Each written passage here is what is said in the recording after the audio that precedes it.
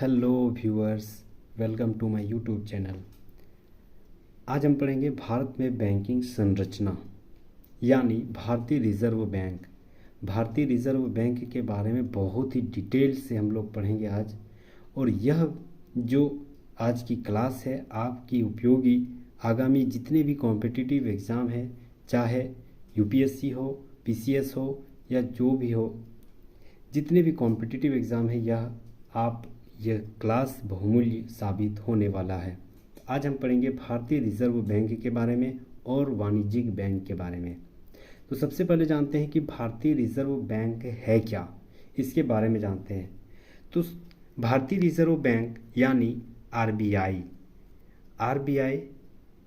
यानी reserve bank of India, दुनिया के हर देश के जितने भी गवर्नमेंट है उसका एक एक बैंक जो है केंद्रीय बैंक के रूप में स्थापित किया गया है। तो भारत में वह बैंक का नाम है भारतीय रिजर्व बैंक। तो भारतीय रिजर्व बैंक की स्थापना कब हुई थी? तो 1 अप्रैल 1935 को भारतीय रिजर्व बैंक की स्थापना 1 अप्रैल 1935 को हुई थी। इसको लगभग 5 करोड़ की अधिग्रहित पूंजी के साथ यह भारत का केंद्रीय बैंक के रूप में उभरा। कब? 1 अप्रैल 1935। भारतीय रिजर्व बैंक के प्रबंधन और निदेशन का कार्य केंद्रीय निदेशक मंडल के द्वारा होती है। मोस्ट इम्पोर्टेंट है, केंद्रीय निदेशक मंडल के द्वारा इसका मतलब रेगुलेट किया जाता है। इस मंडल में एक गवर्नर, 4 डिप्टी गवर्नर और एक वित्त मंत्रालय द्वारा नियुक्त सरकारी प्रतिनिधि तथा भारत सरकार द्वारा नामित लगभग 10 ऐसे निदेशक होते हैं जो वित्तीय क्षेत्र में प्रतिनिधित्व करते हैं। यानी टोटल देखा जाए, अगर मतलब ब्रीफ में देखा जाए तो एक गवर्नर होते हैं, 4 डिप्टी गवर्नर होते हैं और एक वित्त मंत्रालय के द्वारा सरकारी प्रतिनिधि के रूप में नियुक्त किया जाता है और 10 ऐसे कार्यवाहक सक्रिय सदस्य की नियुक्ति किया जाता है जो कि वित्तीय क्षेत्र में अच्छे जानकार के रूप में रहा हो। ठीक है, आगे हम लोग देखते हैं। रिजर्व बैंक के 4 स्थानीय बोर्ड। अब जानते हैं कि भारतीय रिजर्व बैंक की मुख्यालय कहाँ कहाँ है। तो भारतीय रिजर्व बैंक की सबसे मुख्य हेडक्वार्टर जो देखा जाए तो मुंबई में है, लेकिन उसके और भी सह हेडक्वार्टर भी हैं, जैसे मुंबई के अलावा कोलकाता, चेन्नई और नई दिल्ली। स्थानीय बोर्ड की स्थापना भारत में 4 भारतीय रिजर्व बैंक की बोर्ड किया गया है, जो कि मुंबई, कोलकाता, चेन्नई और नई दिल्ली में है। आगे देखते हैं। भारतीय रिजर्व बैंक के बारे में हम लोग जान लिए। अब जानते हैं कि भारतीय रिजर्व बैंक के कार्य क्या है। तो भारतीय रिजर्व बैंक का बहुत सारा कार्य है। बहुत सारा कार्य में सबसे पहला पॉइंट है कि सरकार जो है बैंकर के रूप का कार्य, सरकारी बैंकर के रूप में कार्य करता है। यानी यह केंद्र और राज्य सरकार के बैंकर तथा वित्तीय सलाहकार के रूप में कार्य करता है। कौन कौन? केंद्र और राज्य सरकार के बीच में। ठीक है, और यह सरकार के करों को होने वाली आय को जमा करता है। जितने भी गवर्नमेंट का इनकम टैक्स जाता है, सबके आय को एक जगह जमा करने का कार्य रिजर्व बैंक ऑफ इंडिया का है, जो कि केंद्र और राज्य सरकार के बैंकों के वित्तीय सलाहकार के रूप में कार्य करता है। दूसरा पॉइंट, साख नियंत्रण करना। आरबीआई का दूसरा काम है साख नियंत्रण करना। यह क्या है? तो साख नियंत्रण यानी यह वाणिज्यिक बैंक क्या है? जो बैंक जो अपना लाभ कमाने के प्रोस्पेक्टस से मतलब बैंक का निर्माण करता है उसे वाणिज्यिक बैंक कहते हैं। आरबीआई जो है वो वाणिज्यिक बैंक नहीं है। तो वाणिज्यिक बैंक द्वारा निर्मित साख नियंत्रण करता है। जो भी वाणिज्यिक बैंक है जैसे एसबीआई और bank of India, Punjab national bank, उन बैंकों द्वारा निर्मित साख को कंट्रोल या रेगुलेट करने का सबसे बड़ा योगदान भारतीय रिजर्व बैंक को दिया गया है। यह विनिमय स्थिरता, मूल्य स्थिरता और आर्थिक स्थिरता की भी पूर्ति करता है। नेक्स्ट पॉइंट देखते हैं, आंकड़ों का संकलन का प्रकाशन। जितने भी बैंकिंग क्षेत्र में आंकड़े गवर्नमेंट के हाथ में जाता है उस आंकड़ों का रेगुलेट आरबीआई के द्वारा होती है। जैसे रिजर्व बैंक विदेशी विनिमय जो कि विदेश से आता हो, उत्पादन मूल्य, मुद्रा, साख आदि संबंधित सभी आंकड़े आरबीआई के पास जमा होती है, उसको रेगुलेट आरबीआई के द्वारा ही होता है। अगला पॉइंट नोटों का निर्गमन, बहुत ही इंपॉर्टेंट है ये। अगला आरबीआई का काम क्या है, तो जितने भी हम लोग आज हम करेंसी के रूप में जो तरलीय रूप में करेंसी देखते हैं, जो कागजी रूप में जो करेंसी देखते हैं, उसका निर्माण, छपाई, उसका रेगुलेट करना, सारा काम आरबीआई का है। यानी रिजर्व बैंक 1 रुपये के नोट और सिक्कों के अतिरिक्त सभी मूल्यों के नोटों और सिक्कों को जारी करता है, यानी वही रिलीज करवाता है। और भारतीय रिजर्व बैंक जो है, इसके अधिनियम 1934 के अनुसार एक वित्तीय वर्ष में आरबीआई 10,000 करोड़ से अधिक नोट जारी नहीं कर सकता है। बहुत ही इंपॉर्टेंट है। एक वित्तीय वर्ष यानी 1 अप्रैल से 31 मार्च के बीच वाले वर्ष को एक वित्तीय वर्ष कहा जाता है।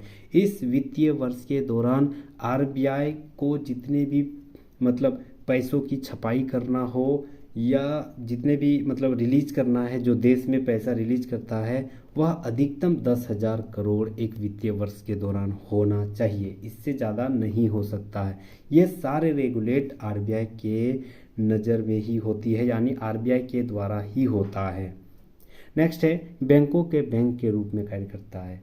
अगला पॉइंट आरबीआई का और क्या काम है, तो आरबीआई जो है यानी भारतीय रिजर्व बैंक अन्य जितने भी वाणिज्यिक व्यापारिक बैंक है उसका वही कार्य करता है, और ये अन्य बैंकों को अपने ग्राहकों के लिए करता है। जितने भी अन्य बैंक है उसका रेगुलेट करना, उसको कंट्रोल करना, उसके देखा जाए तो सारे रेगुलेट करने का काम आरबीआई का ही है।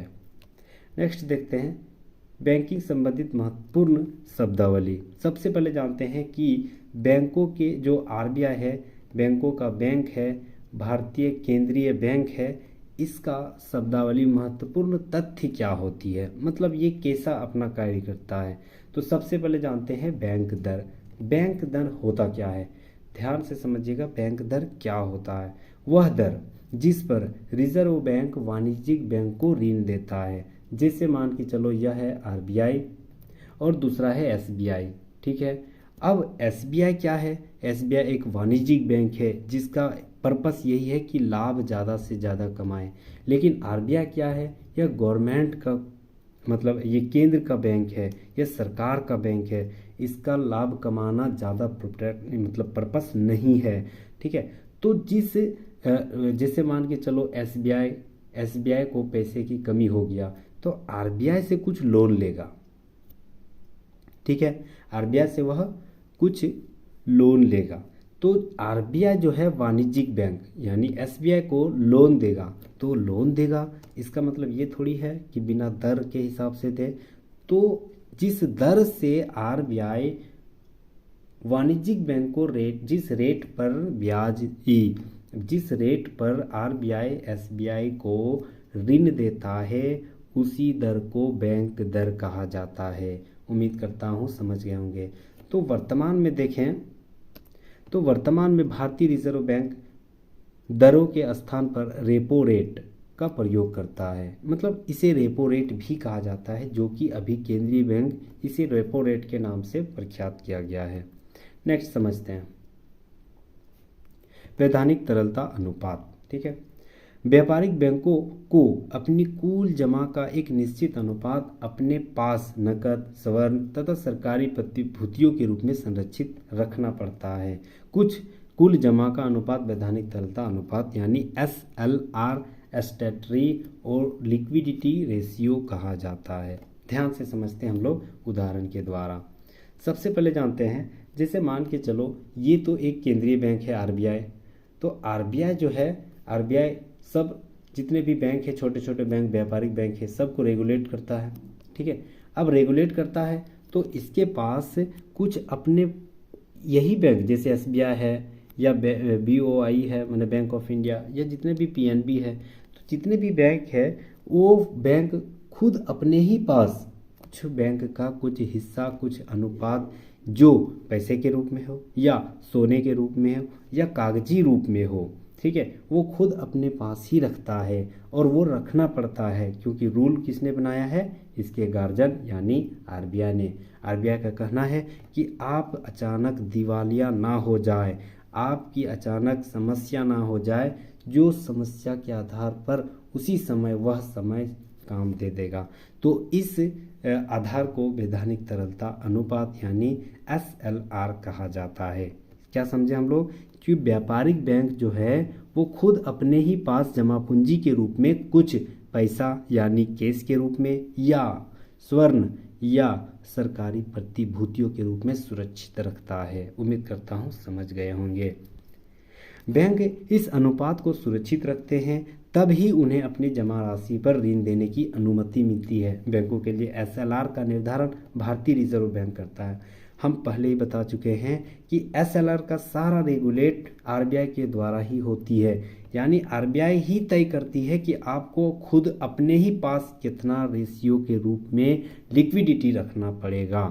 तो यह मतलब निर्धारण आरबीआई के द्वारा होती है। नेक्स्ट काम देखते हैं आरबीआई का, तो नकद आरक्षित अनुपात यानी CRR। CRR का full form cash reserve ratio. यह क्या होती है, ध्यान से समझते हैं। वह राशि जिसे बैंकों के द्वारा अपनी कुल जमा के एक निश्चित भाग के रूप में रिजर्व बैंक के पास रखना पड़ता है। आरबीआई द्वारा इसका निर्धारण इसलिए किया गया क्योंकि यदि बड़ी समस्या में ग्राहकों को पैसे निकालने पड़े, यदि संख्या में ग्राहकों को मतलब ज़्यादा पैसा निकालना पड़े तो बैंक पैसे देने से इनकार न कर सके। इसीलिए अब समझते हैं कि CRR क्या होती है। तो CRR होती है, जैसे समझते हैं ये है आरबीआई, ये है आरबीआई, ये तो बैंकों का बैंक है, सरकार का बैंक है, केंद्रीय बैंक है, और जितने भी व्यापारिक बैंक है जिसका एक ही पर्पस है लाभ कमाना। तो जितने भी व्यापारिक बैंक है, यह व्यापारिक बैंक देखा जाए तो ये एक बच्चा है, और बच्चा का बाप कौन है, आरबीआई।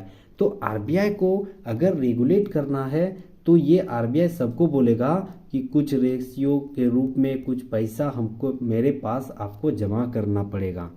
तो ये आरबीआई, ये व्यापारिक बैंक बोलेगा कि हम आपको क्यों दे पैसा, तो आरबीआई बोलेगा कि आपका भरोसा नहीं है, आपका बैंक अचानक अगर दिवालिया हो जाए, अचानक अगर मतलब नेगेटिविटी में चल जाए, तब कौन साथ देगा, तो साथ देगा आपके गार्जियन यानी आरबीआई ही समय पर काम देगी। तो आपका कुछ पैसा मेरे पास रखना चाहिए और रखना पड़ेगा ही। क्यों? क्योंकि समय के साथ हम ही काम देंगे। तो जितने भी व्यापारिक बैंक है इसका कुछ लिक्विडिटी के रूप में आरबीआई के पास कैश रिजर्व रेशियो के रूप में रखना पड़ता है आरबीआई के पास। ठीक है, एसएलआर में वो खुद अपने ही पास रखते थे जो व्यापारिक बैंक था, लेकिन सीआरआर में इसे पैसा जो भी हो वह पैसा नकद के रूप में आरबीआई के पास जमा करना पड़ता है एक रेशियो के आधार पर। ठीक है, इसे ही नकद आरक्षित अनुपात कहा जाता है। आगे देखते हैं रेपो दर। रेपो दर क्या होती है? रेपो दर अभी हम लोग पढ़े बैंक दर। बैंक दर हम लोग सबसे पहले वही पढ़े, तो बैंक दर और रेपो दर एक ही है। देखते हैं कैसे। वह दर जिसके आधार पर कोई वाणिज्यिक बैंक यानी व्यापारिक बैंक रिजर्व बैंक से अपनी सरकारी प्रतिभूतियों के बदले अल्पकालिक ऋण ले। ऋण तो लोन तो सबको जरूरत पड़ता है, सब मतलब अर्थव्यवस्था में लोन एक बहुत बहुमूल्य मतलब एक योगदान माना गया है। अगर मान के चलो ये आरबीआई है और जितने भी छोटे छोटे व्यापारिक बैंक है, सभी व्यापारिक बैंकों को कभी न कभी अचानक पैसे की ज़रूरत पड़ती है, क्योंकि यह व्यापारिक बैंक डायरेक्ट किससे रिलेटेड होता है? जनता से। तो जनता अचानक अगर पैसा मांग दे तो क्या करेगा? तो इसको ऋण लेना पड़ता है, लोन लेना पड़ता है। तो किससे लेगा? चल जनता लोन लेता है तो व्यापारिक बैंक से। तो व्यापारिक बैंक क्या जनता से लोन लेगा? नहीं, जनता से लोन नहीं लेगा। सब लोग का अपना अपना खुद का अपर लाइन होता है, तो वह अपर स्टेट जो भी है उससे लोन लेगा। तो व्यापारिक बैंक का अपर स्टेट में कौन है? तो व्यापारिक बैंक का अपर स्टेट में आरबीआई है, यानी उसका गार्जियन कौन है? आरबीआई। बच्चे को जब भूख लगता है तो पैसा या कुछ भी किससे मांगता है? अपने गार्जियन से मांगता है। तो वही अगर व्यापारिक बैंक है तो व्यापारिक बैंक को पैसा किससे लेगा? अपने गार्जियन से। तो उसका गार्जियन के रूप में कौन खड़ा है? तो आरबीआई। आरबीआई से पैसा लेगा कि पापा हमको पैसे की ज़रूरत है, क्योंकि हमको लोन जो हम मेरे पास जमा किया गया था उसको देना है। तो आरबीआई बोलेगा ठीक है ठीक है ठीक है पैसा देंगे, लेकिन कुछ शर्त पर। क्या शर्त लगेगा? आपको जितना पैसा देंगे उससे हम रेट के आधार पर देंगे, उससे हम ब्याज के आधार पर देंगे। अगर ब्याज के आधार पर दोगे तो समझो कि तो आप अगर एक्सेप्ट कर रहे हो तो हम देंगे। तब व्यापारिक बैंक बोलेगा हाँ सही बात है, क्योंकि ऐसे तो पैसा नहीं मिलेगा, ऐसे पैसा मिलेगा तो आप किस टाइम देंगे, ये कितना टाइम, मतलब समय ज़्यादा बढ़ा दोगे, क्या भरोसा दोगे कि नहीं दोगे, अदा करोगे कि नहीं। तो एक रेट के आधार पर तय किया गया है। तो बैंक जो है, व्यापारिक बैंक आरबीआई से पैसा लेता है, लोन लेता है। वही लोन जिस ब्याज की दर से ले रहा हो उसी ब्याज के दर को रेपो रेट कहा जाता है। उम्मीद करता हूँ बहुत अच्छे तरीके से समझ गए होंगे। ठीक है, आरबीआई व्यापारिक बैंकों को जिस दर से, जिस रेट से पैसा देता है, लोन देता है अल्पकालीन के लिए, कम समय के लिए या दीर्घकालीन के लिए भी हो सकता है, तो इसी दर को, जिस दर से आरबीआई मतलब व्यापारिक बैंकों को लोन देता है उसी दर को रेपो रेट कहते हैं। नेक्स्ट हम लोग देखते हैं रिवर्स रेपो रेट। ये क्या होता है रिवर्स रेपो रेट? अभी हम लोग पढ़े कि आरबीआई जो है, आरबीआई ये है गार्जियन, और जितने भी छोटे छोटे बच्चे हैं यानी व्यापारिक बैंक है, एसबीआई हो गया, बीओआई हो गया, पीएनबी हो गया, इलाहाबाद बैंक हो गया, इंडियन बैंक हो गया, जितने भी छोटे छोटे बैंक हैं, अब इसके पास मान के चलो एसबीआई के पास इतना पैसा जमा हो गया कि ओवरलोड हो गया, यानी वो सोचेगा कि मेरे पास इतना पैसा हो गया तो हम रखेंगे कहाँ, क्योंकि ज़्यादा से ज़्यादा घर में पैसा भी हो जाता है तो दिक्कत हो जाता है। तो वो पैसा रखेंगे कहाँ? तब सोचेगा कि ये अपने मतलब जनता को देंगे, तो जनता को लोन के रूप में दे देता है, लेकिन फिर भी जनता के ऊपर, तो वो तो जनता के ऊपर डिपेंड करता है कि जनता ले या ना ले। लेकिन फिर भी अगर इसके बाद एक्स्ट्रा पैसा जमा हो गया तब क्या करे? तब वो सोचेगा कि कहाँ जाएंगे, तो फिर पापा के पास जाएगा, यानी केंद्रीय बैंक, भारत सरकार का बैंक के पास जाएगा और बोलेगा पापा मेरा पैसा ना बहुत ज़्यादा हो गया है, आप मेरा कुछ पैसा अपने पास रख दीजिए ना। तो बोलेगा हम क्यों रखें? तो बोलेगा नहीं, मेरे पास में थोड़ा डर लगता है कि इतना ज़्यादा पैसा और हम अकेले हैं, कोई गवर्नमेंट मतलब पॉलिसी ठीक है साथ है सॉरी। तो वो बोलेगा ठीक है, तो केंद्रीय आरबीआई बोलेगा ठीक है हम रख देंगे, लेकिन हम तो रख देंगे पैसा आपके आधार पर रख देंगे, लेकिन हम कुछ पैसा रेट के रूप में लेंगे।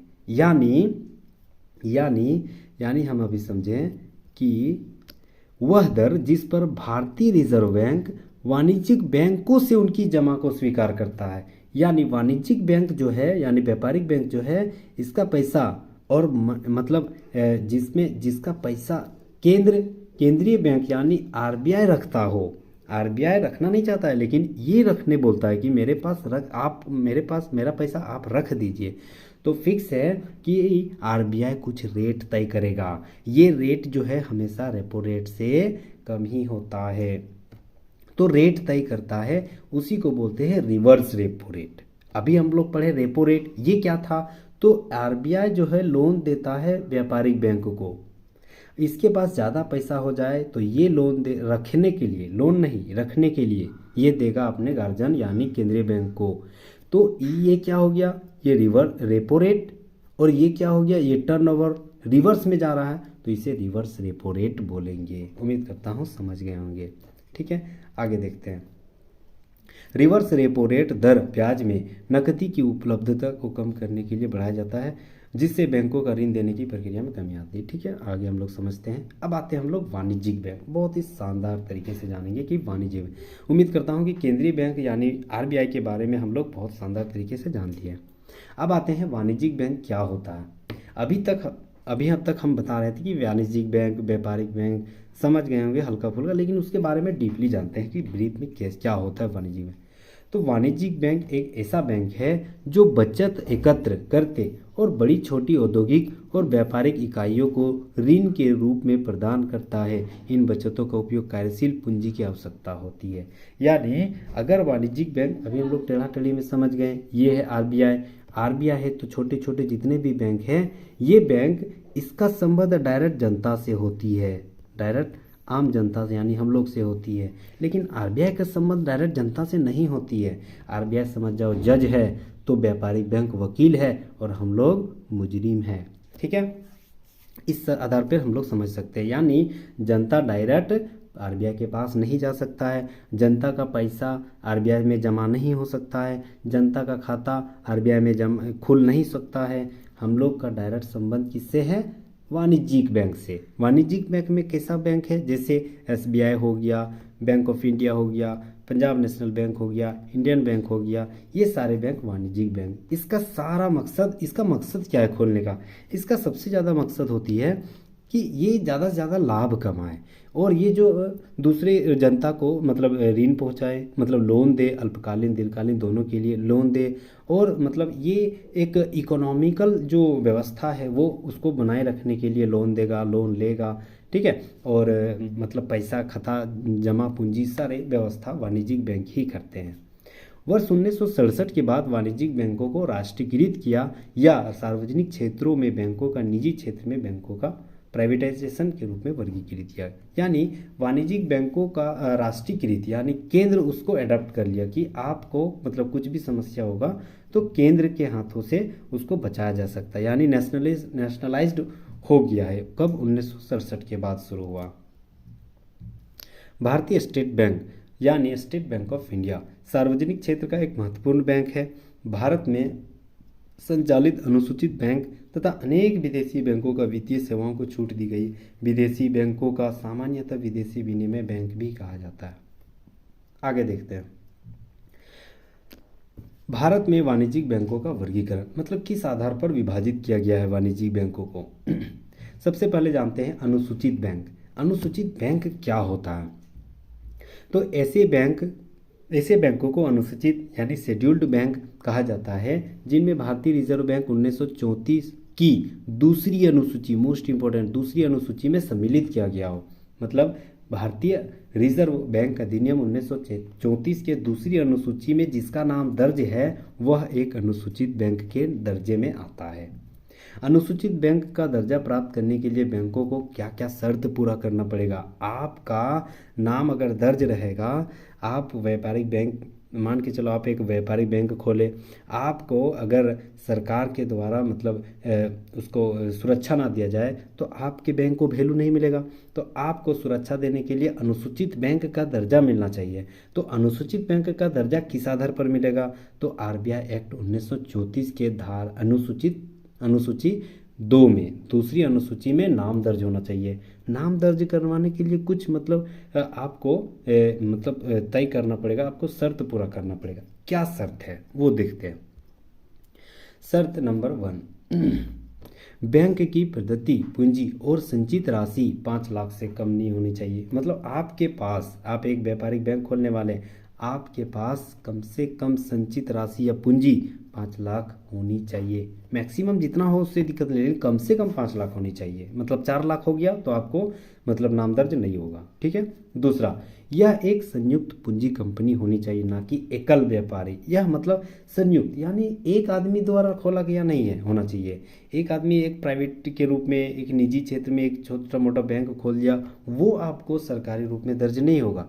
आपको एक कंपनी के रूप में आपको एक खोलना पड़ेगा, जिस आधार पर एक मतलब व्यापक रूप में विस्तार होना चाहिए। उसी के आधार पर आपको दूसरी अनुसूची में नाम दर्ज होगा। समझ गए। नेक्स्ट, इन बैंकों को अपनी जमा का एक निश्चित अंश भारतीय रिजर्व बैंक के पास नकद के रूप में जमा रखना पड़ेगा। जैसे ही आप अनुसूची 2 में दर्ज रखवाना चाहेंगे, आपका कुछ पैसा कैश रिजर्व रेशियो के रूप में, अभी हम लोग पढ़े, कैश रिजर्व रेशियो का जो मतलब नीति बनाई गई थी उसको फॉलो करना पड़ेगा। यानी आपका कुछ अंश आरबीआई में जमा देना पड़ेगा।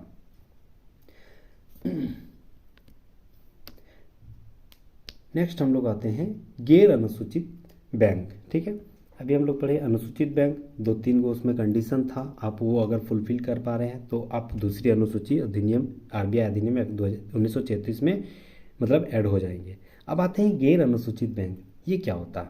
गैर अनुसूचित बैंक से आशय है ऐसे बैंकों से जिसमें आरबीआई एक्ट 1934 के दूसरी अनुसूची में शामिल किया गया हो, लेकिन ये बैंक वैधानिक नगद आरक्षण आवश्यकताओं के अधीन है। मतलब अगर आपका पैसा अनुसूचित में दर्ज हो, लेकिन किंतु बैंक का जो वैधानिक नगद आरक्षण है आवश्यकताओं के आधार पर है, मतलब वह फुली ज़्यादातर डिपेंड वह आरबीआई के आधार पर ही होंगे। ऐसे बैंक निश्चित राशि अपनी भारतीय रिजर्व बैंक के पास न रखकर अपने ही पास रखते हैं। इन बैंकों को भारतीय रिजर्व बैंक की रियायती प्रेषण और उधार देने की सुविधा प्राप्त नहीं होती।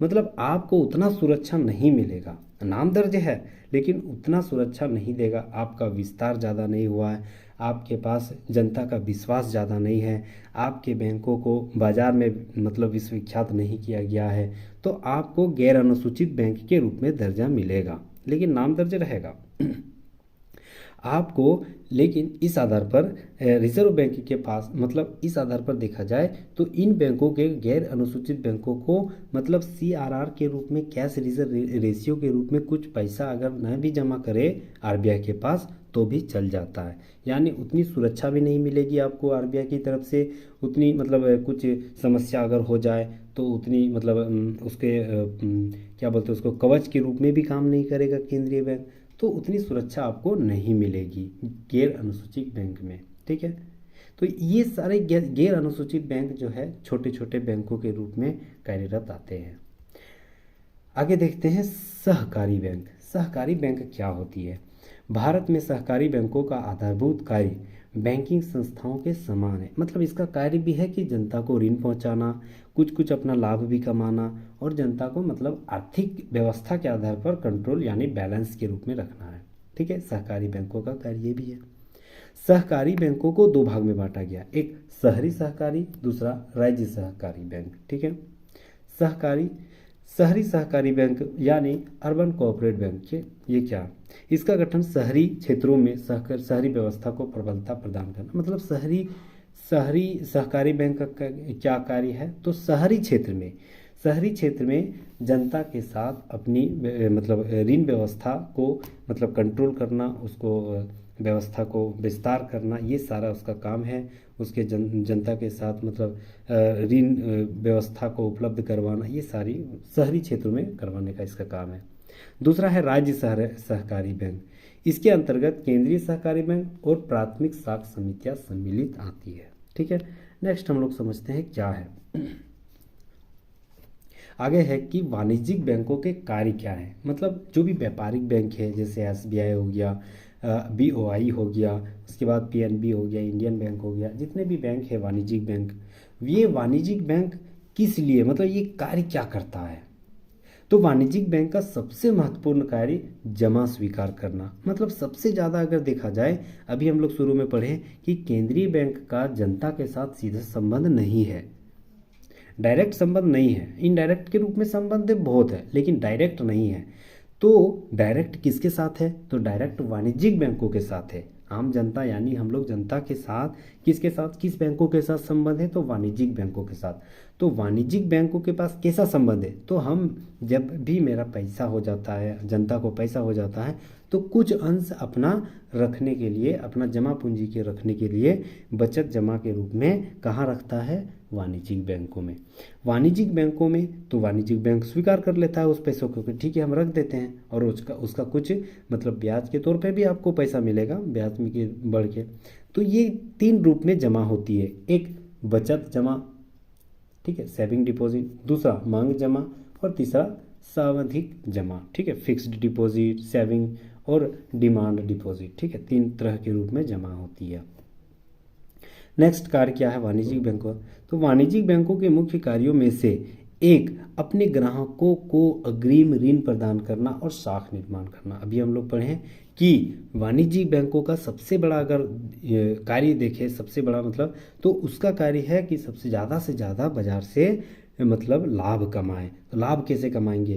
तो जनता को लोन देगा, तो लोन की जब भी चुकता होगी तो उसमें कुछ ब्याज के रूप में भी अदायगी होगी। वही ब्याज का जो ब्याज बैंकों को जाएगा वही ब्याज मतलब वही बैंक का इनकम होती है। ठीक है, तो ये ग्राहकों को लोन के रूप में प्रदान करवाता है। तीसरा, अन्य वित्तीय संस्थाओं की भांति इनका उद्देश्य भी लाभ कमाना है। आ गया, तो लाभ कमाने का सबसे बड़ा पर्पस है इसके पास वाणिज्यिक बैंकों का। नेक्स्ट देखते हैं कि वाणिज्यिक बैंक अपने ग्राहकों को लॉकर्स की सुविधा देकर उनकी मूल्यवान वस्तुओं को अभिरक्षक के रूप में भी कार्य करता है। मान के चलो कोई एक राम नाम का एक लड़का है, ठीक है, ये समय पर इतना पैसा कमा गया, तो पैसे के साथ साथ सोना जवाहरात हीरे मोती सारे इसके घर में है। अब राम सोचेगा कि अरे तो इतना पैसा हम मेरे घर में रहेगा, तो उस सामान की सुरक्षा की गारंटी कौन लेगा? गारंटी है कि वो सामान सुरक्षित रहेगा उसके घर में, कभी भी चोरी हो सकता है, कभी भी डाका डाल सकता है। तब क्या करेगा? राम जाएगा बैंक, बोलेगा मेरे पास बहुत सारा सोना है, हीरा है, जवाहरात है। तो बैंक बोलेगा कहीं चोरी तो नहीं किया? बोलेगा नहीं सर, चोरी नहीं किए हैं। तो बोला ठीक है, आप जहाँ इससे कमाए हैं उसका जायज़ दस्तावेज दिखाओ। तो राम उसका जायज़ दस्तावेज दिखाएगा कि हाँ हम यहाँ से यह चीज़ कमाए हुए हैं। तो बैंक बोलेगा ठीक है, करना क्या है? तो राम बोलेगा सर यानी व्यापारिक बैंकों को बोलेगा कि सर मेरा सामान आप अपने लॉकर में रख दीजिए। तो बोलेगा ठीक है, लॉकर में रख देंगे। तो ये जो व्यापारिक बैंक है, मतलब जनता का जो लिक्विडिटी है, कैश के रूप में भी हो सकता है। कैश तो हम लोग जानते हैं बैंकों का वही काम ही है। उसके बाद जैसे लिक्विडिटी के रूप में देखा जाए, सोना चांदी हीरे जवाहरात या कागजात के रूप में, सारे जमा पूंजी के रूप में आप व्यापारिक बैंक में जमा रखते हैं। इसी को बोलते हैं लॉकर्स की सुविधा। सॉरी, आगे देखते हैं वाणिज्यिक बैंक चेक, ड्राफ्ट, यात्री चेक आदि की सुविधा रूप में भी विभिन्न प्रकार के साख साधन भी जारी करता है, जिससे विनिमय सरल हो जाती है। चेक के बारे में हम लोग जानते हैं, कुछ जरूर जानते हैं। चेक क्या होता है? चेक होती है कि अगर कोई बैंक के पास दो गो जनता है, दोनों का खाता इस जगह पे है, दोनों का खाता उसी बैंक में है, और ये आदमी चाहता है, मान के चलो ये राम है ये श्याम है, राम चाहता है कि मेरा बैंक का पैसा श्याम को दे। तो कैसे देंगे? अब राम चाहेगा कि तुम बैंक चल जाओ और ले लेना। तो श्याम बोलेगा हमको कैसे देगा तुम्हारा पैसा? बोलेगा ठीक है, बात तो सही है, कैसे देगा? तो बोलेगा ठीक है, हम तुमको एक कागज़ देते हैं। तो ये एक चेक के रूप में इसको दे देगा, ठीक है। वो चेक जो है राम के बैंक से लिंक रहता है, वो चेक इसको दे देगा। श्याम वही चेक लेके बैंक जाएगा और बोलेगा कि इसका पैसा निकाल के मेरे खाते में कर दो। तो वही चेक जो है उसका पैसा निकल जाएगा, राम का पैसा, और कहाँ डाल दे जाएगा? श्याम के पास। इसी को बोलते हैं चेक, ठीक है। तो ये क्या हुआ? एक सुविधा हुई कि जनता का पैसा जो है जनता में कितना आसानी से आदान प्रदान हो गया। नेक्स्ट हम लोग देखते हैं बैंकों का राष्ट्रीयकरण। राष्ट्रीयकरण यानी मतलब नेशनलाइजेशन के रूप में उसको अडॉप्ट कर लिया है भारत सरकार के द्वारा। देश में बैंकों का सामाजिक उत्तरदायित्व सुनिश्चित करने हेतु बैंकों का राष्ट्रीयकरण करने का निश्चय किया गया। सबसे बड़ा अगर देखा जाए तो राष्ट्रीयकरण की मतलब जरूरत क्यों पड़ी? क्योंकि सबसे बड़ा अगर देखा जाए तो जनता का विश्वास, बैंकों को पैसा अगर जमा देगा तो बैंकों को पैसा जमा देगा तो हम ही अगर किसी को पैसा देंगे तो हमको विश्वास कैसे होगा कि यही पैसा मेरा 6 साल बाद या 10 साल बाद मिलने की मतलब संभावना है, पूर्ण संभावना है। तो ये अगर विश्वास आपको अगर आज तक मिला हुआ है तो वो एक राष्ट्रीयकरण के कारण ही मिला हुआ है। यानी अगर सरकार उसके मतलब बैंक को एडॉप्ट कर लिया है कि आपको कुछ भी समस्या होगा सरकार पीछे है, सरकार उस समस्या से झेल लेगा, तो इस आधार पर जनता का विश्वास दिलाने के लिए बैंकों को राष्ट्रीयकरण किया गया। उम्मीद करता हूँ समझ गए। दूसरा पॉइंट, बैंकों के राष्ट्रीयकरण से पूर्व वाणिज्यिक बैंक अन्य निजी संस्थाओं की भांति अपनी अधिकतम लाभ की प्रेरणा से व्यवसाय करते थे। निजी व्यापारिक वाणिज्यिक बैंकों की प्रवृत्ति के कारण प्राथमिक क्षेत्र की अर्थव्यवस्था को पेचीदा शिकार होना पड़ता है।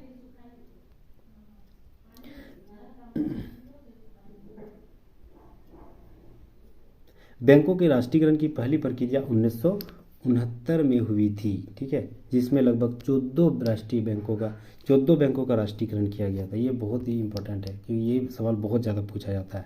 1969 में पहला बैंकों का मतलब सब मर्ज किया गया और 14 बैंकों का राष्ट्रीयकरण उसी टाइम किया गया था। लास्ट पॉइंट हम लोग देखते हैं भारतीय स्टेट बैंक के बारे में। यह एक वाणिज्यिक बैंक है। तो भारतीय स्टेट बैंक 1 जुलाई 1955 को इंपीरियल बैंक के रूप में आंशिक रूप में राष्ट्रीयकृत किया गया था। इंपीरियल बैंक 1980 के दशक में शुरुआत हुई थी। वही 1955 1 जुलाई 1955 को आज़ादी के बाद यह इंपीरियल बैंक स्टेट बैंक के रूप में उभरा। 1 अप्रैल 2017 को भारतीय स्टेट बैंक के 5 सहयोगी बैंक भारतीय महिला बैंक में विलय कर दिया गया। मतलब 5 और भी बैंक 1 अप्रैल 1917 को SBI में मिल गया है। भारतीय स्टेट बैंक में विलय होने वाले 5 बैंक कौन से थे? तो state bank of Mysore, state bank of Patiala, state bank of Bikaner, state bank of Hyderabad, state bank of Travancore. ये 5 बैंक मिलकर स्टेट बैंक बन गया है। कब बना था? 2017 में। अन्य राष्ट्रीय बैंकों का विलय। अप्रैल 2019 में बैंक ऑफ बड़ौदा में विजया बैंक और देना बैंक का विलय हुआ। यानी विजया बैंक और देना बैंक दोनों कहाँ मिल गया? बड़ौदा, बैंक ऑफ बड़ौदा में। अप्रैल 2020 में oriental bank of commerce United bank of India का पंजाब नेशनल बैंक में मिल गया। मतलब ओरिएंटल बैंक ऑफ कॉमर्स और यूनाइटेड बैंक ऑफ इंडिया कहाँ मिल गया? पंजाब नेशनल बैंक में। इसके साथ ही पंजाब नेशनल बैंक देश का दूसरा सबसे बड़ा बैंक बन गया। सबसे बड़ा मतलब व्यापारिक बैंक देखा जाए तो SBI और दूसरा पंजाब नेशनल बैंक। तीसरा देखते हैं कैनरा बैंक। कैनरा बैंक में सिंडिकेट बैंक का विलय 2020 में हुआ। मतलब कैनरा और सिंडिकेट मिल गया। यूनियन बैंक ऑफ इंडिया में आंध्रा बैंक और कॉरपोरेशन बैंक में विलय हो गया। इंडियन बैंक और इलाहाबाद बैंक का विलय हो गया। अब भारत में सार्वजनिक क्षेत्र के सरकारी बैंकों की कुल संख्या को जो 2017 में 27 थी अब 12 हो गई है। ठीक है, तो सब मिला दिया गया है तो लगभग अभी 12 सरकारी बैंकों का है मतलब व्यवस्था। तो उम्मीद करता हूँ आज हम बहुत शानदार तरीके से बैंकों के बारे में जाने और इसके बाद जितने भी पॉइंट है हम दूसरे वीडियो में देखेंगे। तो अगर आपको इससे हल्का सा भी मेरी मेहनत आपको मतलब सफलता के रुख की ओर अगर ले जाएगा तो प्लीज़ सब्सक्राइब कर लीजिएगा और थैंक यू सो मच।